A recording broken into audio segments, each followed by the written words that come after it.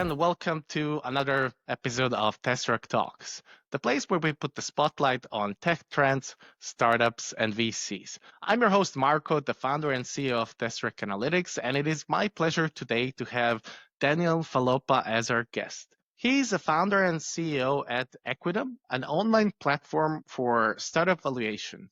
Daniel, welcome. How are you? Good. Thanks, Mark. Great to be here. Great. Well, as you know, at Tesseract Analytics, we are covering startups and VCs. Valuation is one of those key topics which is often either not so transparent or perhaps misunderstood, especially if you're first-time founders. When I saw what you guys are doing at Equidam and what you were publishing, I was really intrigued and excited to reach out. Before we dig into the questions, why don't you tell us a bit about your career background, how it all started, and what sparked your interest in startups? Yeah. I mean, I'm originally from a very little village in the Italian Alps, and I started coding when I was around 12 with a very old laptop. And I was really fascinated about the fact that you can build stuff for almost nothing and everybody can build things. And that kind of drove me to the passion for startups as well. In the past 10 years, I've been working in the intersection of finance, tech, and strategy mostly. With Equidam, as you said, we valued 150,000 startups to date, 90 countries.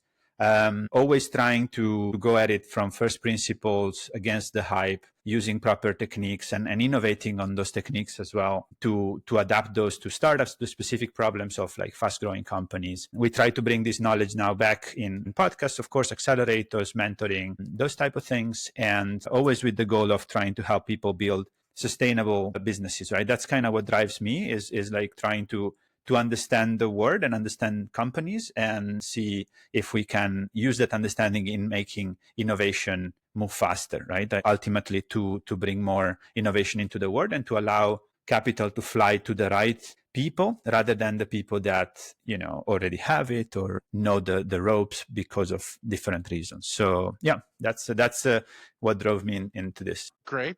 So last 5 years felt a bit like a roller coaster ride when it comes to all the different tech trends and funding cycles. So can you give us a bit more insight on what are some current trends and challenges around startup evaluation? Yeah. So it has been a roller coaster ride. Exactly that. So we came from many years of like development in understanding of SaaS, basically, right? SaaS software. That was a lot of the startup investing, and it really increased until 2021. The increase was also brought by low interest rates, easy availability of money. And then because of inflation, that all had to stop, right? So then everybody pulled back, all the governments, all the big sort of institutional investment pulled back. And since 2021, 2022, we have been in a different startup fundraising environment. We are seeing numbers that are overlapping with 2018, 2019. So it's not bad. It's not like a small startup environment. That was already like an interesting point of the market, but it's definitely not the hype that was happening in 21, 22. Additional difference now is that the quality of investment opportunities and startups is changing substantially, right? So the classic SaaS opportunity doesn't exist anymore in that way, right? In the way of like make a product that nobody has made. It's gonna drive its own customers more or less. It's not super competitive and it's easy to have stable cash flow. That doesn't exist anymore. You have that now. We're going back to, I would say, business as usual in the sense that the opportunities have to be innovative. They have to be defendable. You have to have moats. You have to have basic research maybe. So especially when you look at investable startups, right?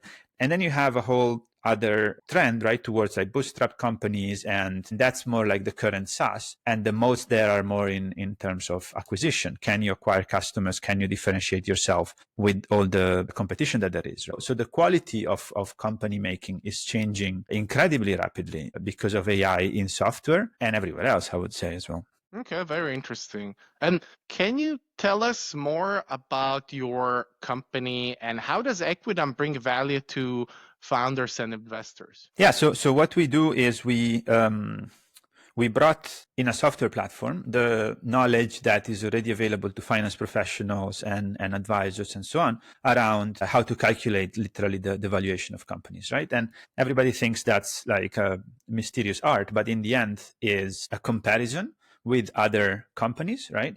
That you can refine more or less. So you have a very crude comparison, which is like you ask your friends, what are their companies worth in the last round, and you make an average of that. You can do that, but it's extremely crude and raw, and it might be very off the actual specific company. And then on the other complete opposite, you have like looking at the company in extreme detail, looking at all the cash flows and things like that, which of course takes a lot of time. What we try to do is be in the middle, use all the software, use all the AI available to speed up the process as much as possible, but to keep and retain enough as much detail as possible, right? So in practice, what happens is founders need to raise capital or sell the company. They need to figure out a valuation. They come on the platform.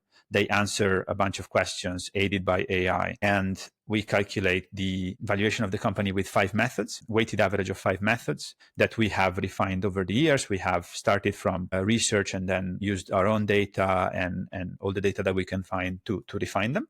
And then the outcome of the process is a 25 pages PDF report that companies can use to make counter offers, to reason on their valuation, to share with their employees, investors, and so on. And if you have your financials ready, it can be done in half an hour. So it's a ton of detail in half an hour to get ready for funding rounds or to make counter offers. Yeah, that's in a nutshell what we do. We help mostly like pre-seed to Series A, Series B startups when they need to raise, from their first round, let's say. But also we help advisors, investors, accelerators, the whole environment. So really saving a lot of time and resources when it comes to raising funds, whether it's like a startup side or the investor side. Great. Well, I'm sure a lot of people will go and check Equidam, your website, after this episode. What would be your recommendation on how to do a 1 minute, let's say, startup pitch? What should founders focus on? As you said, it's like a very saturated kind of, let's say, time where we've kind of have a feeling that's like we've seen it all. So like, what should you focus on? Yeah, I mean, in this specific time, it's about differentiation. Right. So you have to differentiate yourself when you pitch to investors against the other companies, right? Against the other opportunities that investors have. So mostly this is about what's unique about the company. And I always see a lot of founders pitching what's unique about the concept of their company, which is fine, but they should also pitch what's unique about what the company has done so far. That's because the concept, everybody can come up with the concept. Like once they see it, they can repeat it, right? A concept is just a story basically, but then what the company has done so far is not replicable, right? So it's by definition unique. So I always advise all founders, and I still don't see enough like all the milestones. Of course, a minute is very short, right? But a few maybe important milestones that differentiate you against all the other startups. I think it's something worth throwing in if you have the time. And like the most important thing, like we get asked a lot about the checklist, right? What is the checklist of things that I need to have in order to raise capital, in order to impress investors, and so on and so forth, right? Especially in this type of market, is not about a checklist. It's a competitive process, and you need to stand out. And in order to stand out, you don't have time to show the whole checklist. You need to pick what makes you different and start with that. That would be my advice on that. Great advice. Well, thank you, Daniel, for sharing your story and these valuable insights. That was all for today. I hope to see you on another episode where we can dig perhaps in more details in the future, or perhaps if you ever visit London, we can hang out here. So yeah, wishing you and our audience all the best until next episode. Thank you. Thanks, Marko. Till next time. Thank you. Bye.